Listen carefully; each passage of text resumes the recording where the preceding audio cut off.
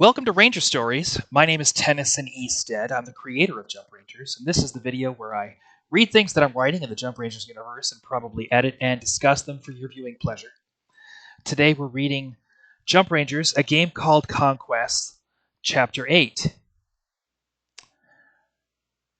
If you'd like to catch up on previous episode of Ranger Stories, I can't even believe I flubbed that. We're going to do this one more time, take it from the top. Since we're redoing it, let's make it nice. Welcome to Ranger Stories. My name is Tennyson E. Stead, and I'm the creator of Jump Rangers. And this is the show where I read things that I'm writing in the Jump Rangers universe and probably edit and discuss them for your viewing pleasure. Today we're reading Jump Rangers, A Game Called Conquest, Chapter 8. If you'd like to catch up on previous episodes of Ranger Stories, you can find those episodes on our YouTube channel at youtube.com/JumpRangers. Let's begin. Here's the thing about Uncle Slappy's stupid cockroach story. On a colony crewed up by strategists and scouts and all kinds of people in the business of grinding information, the Sarge and I had better come back to Pax's base with some actual cockra. If we didn't, someone was going to notice. If people start getting suspicious of Uncle Slappy, Commander Paxis could make things hard for him at the Rangers' Roost. Getting small can be useful for sneaking around at Saurian bases. When you're the size of a bug, you're hard to see and you're hard to smell, but there's a catch. Running from one side of a small room to the other takes a lot more work when your legs are tiny. On foot, hauling a load of cockra out of Blister City would take us days. The Sarge and I didn't have that kind of time. Mining gators are massive hover trains hauling ore, workers, and anything else the Saurians need across a planet's surface. Here on Link, they carry undersores and weaponry to the front lines against the loom. Gators shuttle undersore technicians and exterminators directly from the motherships docked at the spaceport to the front lines, where exterminators can battle loom drones, and technicians assist their Rexors in battling more worthy robots like Jotun and Alves. Just as soon as the gators are empty, they run right back to the spaceport for another load. Back at the spaceport, motherships are getting emptied of much-needed supplies. Taking a gator from the front lines, stealing some cockra right out of the spaceport, and then taking the gator back again was our best chance at blooping in and out of Blister City. Getting in was the easy part, because we were tiny and the gator was empty. On our way back out, one of the exterminators on the train started smelling the cockra we stole. No undersore in their right mind smells a whiff of cockra and thinks to themselves, "Oh, that must be a pair of microscopic jump rangers stealing our food so they don't have to explain themselves to a grown-up human spy master." So we had that going for us. Nobody was going to find us unless they really, really looked. Lucky for me, the Sarge had a plan prepared for dealing with curious undersores. Dashing from our hiding spot, the Sarge ducked under a row of seats filled with nervous, eager undersore exterminators. Getting big, he pulled one of the cockra roots out of his pack, and ever so carefully he stuffed it into the pocket of the undersore sitting right on top of him. Cockra root has a strong scent. Undersores have a strong sense of smell. If the undersores decided this unlucky exterminator had stolen food, then our tracks were covered. Still, the Sarge isn't what you'd call a clean kid. Smelling the Sarge has never been all that difficult to do, even for me. If an undersore exterminator trained to hunt down and kill human beings by their scent,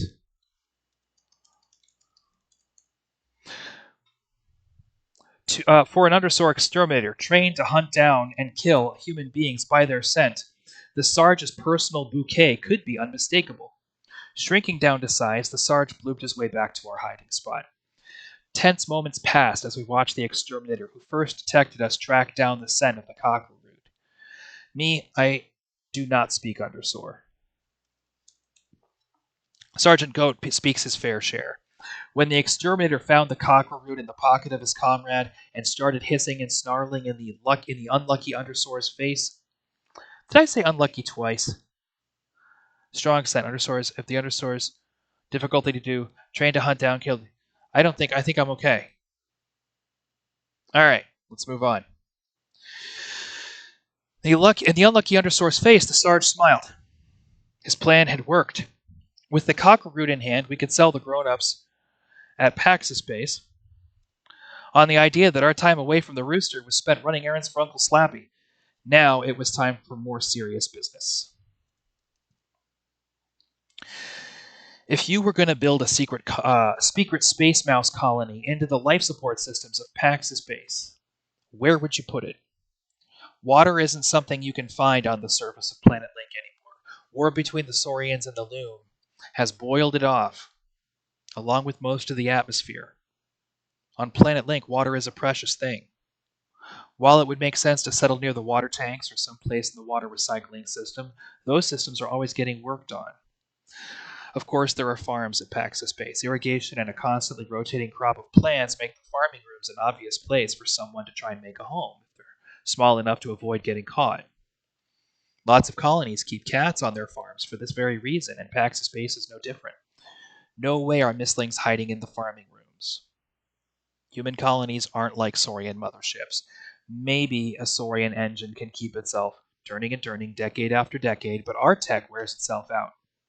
When that happens, someone gets the job of fixing it or replacing it or finding a way to live without it.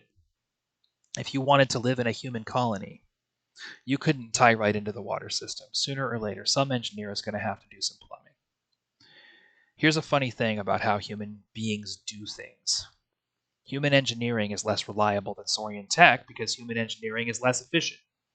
Why do pipes need replacing? Because water finds a way to start leaking.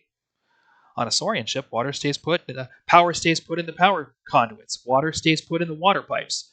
Engines last longer because there's no static electricity in the air to throw off the stabilizers. There's no moisture in the air to make things rust. In a human colony, we have moisture in the air that doesn't need to be there. For example, if there's a cold pipe or vent sitting in some warmer air, condensation happens. You get water droplets. Soon enough, you get a puddle. Beneath the coolant pipes and the air conditioning, inside the walls of Pax's base, there's got to be places where it's raining all the time. With the water dripping off the cooling systems, a little bit of dirt, and a whole lot of work, a mouse could build a farm behind the walls of a human colony and nobody would ever know. Nobody wants to know if there's something growing in the water condensation behind the walls. So long as the air conditioning keeps running, so long as there's no puddles or mold, who wants the mess and bother? Not grown-ups. Shrinking ourselves down, the Sarge and I started climbing through the coolant systems of Pax's base, looking for places where there was enough water condensation to make things grow. With the help of my trusty wrenchoscope, we started picking up the kinds of metals, minerals, and biomatter that you don't expect to find inside the walls of a refrigeration unit. Sure enough, the space between the walls was piled high with dirt. Little bitty grow lights, scavenged from the technology at Pax's base and who knows where else, were strung up over tiny little rows of crops. Rain dripping down from the cooling vents to water the plants.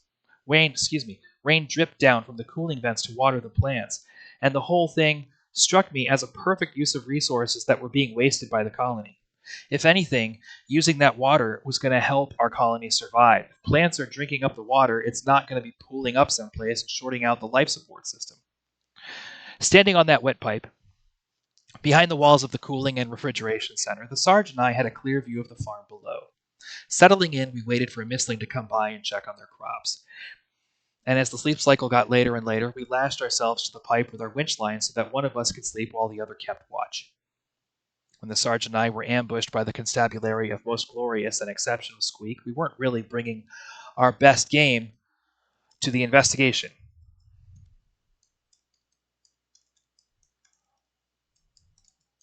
Of Mothership Vitriol.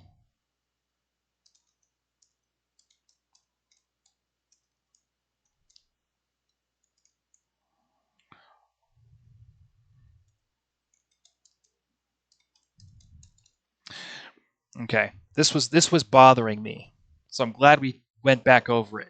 When the Sarge and I were ambushed by the constabulary of Most Glorious and Exceptional Squeak, we weren't really bringing our best game to the investigation of life science in the Mothership Vitriol.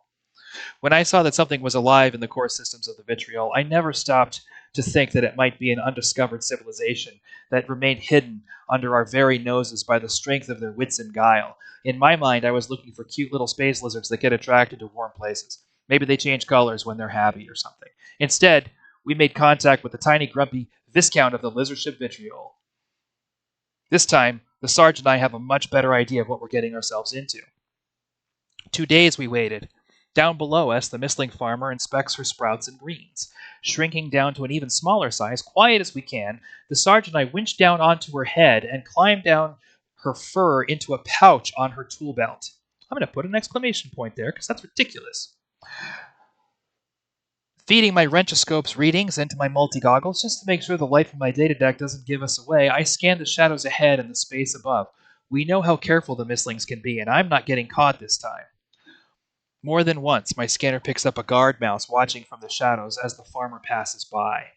Our colony has cats and a few rats here and there, and now I'm wondering if rats are intelligent life forms with a whole civilization nobody knows about. We were wrong about the mice. Were we wrong about anything else? Anyway, it's a smart move for the Mistlings to make sure their people aren't being followed. Even if cats really are just normal cats and not some evil mastermind. Not some society of evil masterminds.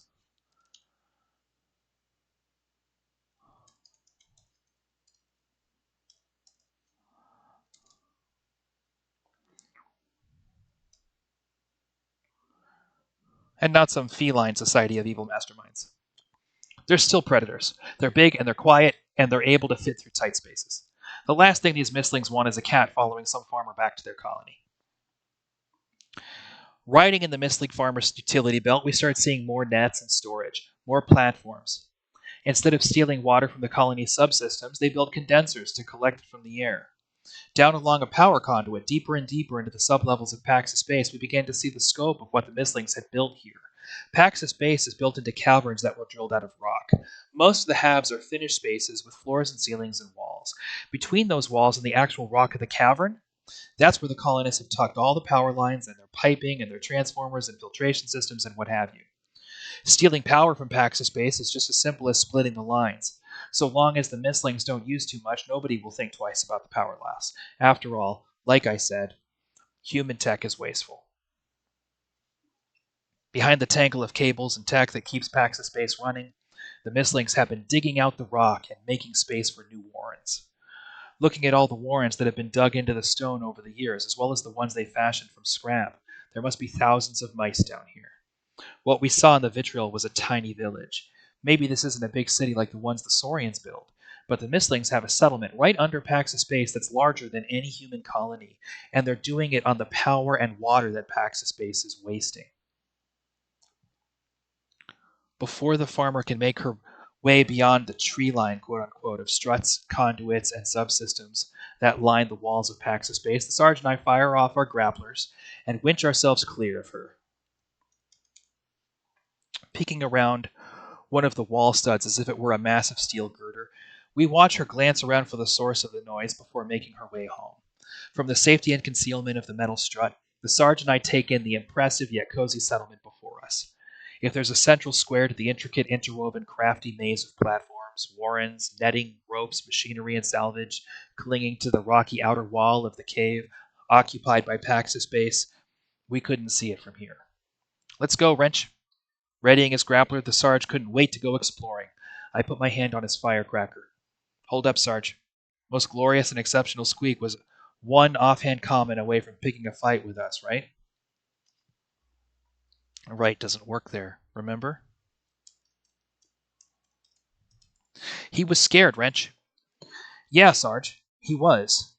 We've got a whole lot of Mistlings down here. What do you think happens next if they get scared? I'm going to put they in capitals because it's emphasized. If they get scared. How's it our fault if they get scared of us? It's not our fault. I'm not saying it's our fault if it's not I'm not saying it's our fault they're scared of us. What I'm saying is we have a mission. We need to talk to the nomads. Maybe we can do that without scaring anybody. If this is going to work, we need to stop thinking about what we want from them, and we need to start thinking about what they want from us. Except I don't have a single scoofy clue what space mice would ever want from us. Could ever want from us. Taking in my words with a deep and cleansing sigh, the Sarge meets my gaze. I do. Getting back to our quarters at the Rooster, I started working on a message for the Mistlings, while the Sarge talked things through with Uncle Slappy. In my message, recorded in my datapad and translated through the program I wrote back on the vitriol, I explained to any noble mice or leadership who might be listening that the package delivered with this recording is intended as tribute. My name, of course, is Major Wrench of the Techno Corps, and I offer these gifts as a representative of the Jump Rangers. If the Noble Mouse or leader or whoever you like can see their way to helping us meet one of the fabled missing nomads, we'd be happy to keep leaving tributes like this one in the vents over the grill of Slappy's kitchen, courtesy of Uncle Slappy, to which, of course, I left directions. Shrinking down, I built a mouse-sized audio player and set the message on repeat until the batteries ran themselves dry. I don't know if that makes exact sense. I think it's okay for now. No, it doesn't? Okay.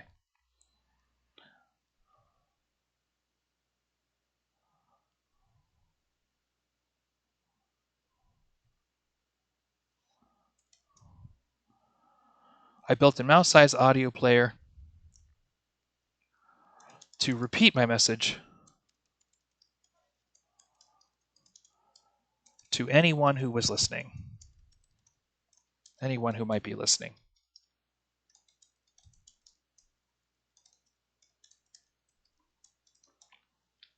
Shrinking down, I built a mouse-sized audio player to repeat my message to anyone who might be listening. Making our way down to the basement of Pax's base. Down past the octonators and everything else. We opened up some flooring and pushed the audio player as far into the tangle of wires and life support as we could, along with a crispy, gooey plateful of Slappy's grilled cheese sandwiches. That's the end of Chapter 8 of A Game Called Conquest. And I don't know if I mentioned this, but this is the second attempt I've made at making this story happen, and I am much, much more pleased with it this time around. I think it's working really well. I think it's a fun read. I think it's interesting. I think it's pleasing to speak. I think it's going to be fun for parents to read to their kids. And you don't really get that a lot with science fiction.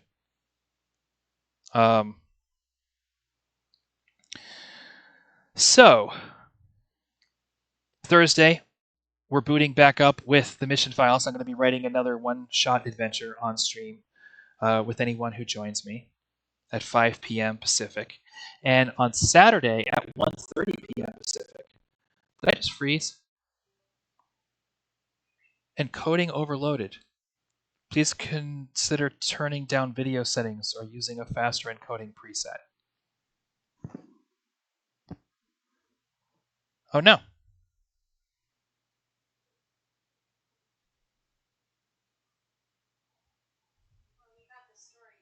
I did get the story in. All right. Thank you to everybody who's watching. And I will see you Thursday, 5 p.m. for Mission Files, Saturday, 1:30 p.m. Pacific for our actual game stream metagame. Have a great week. Go high and go far, Rangers.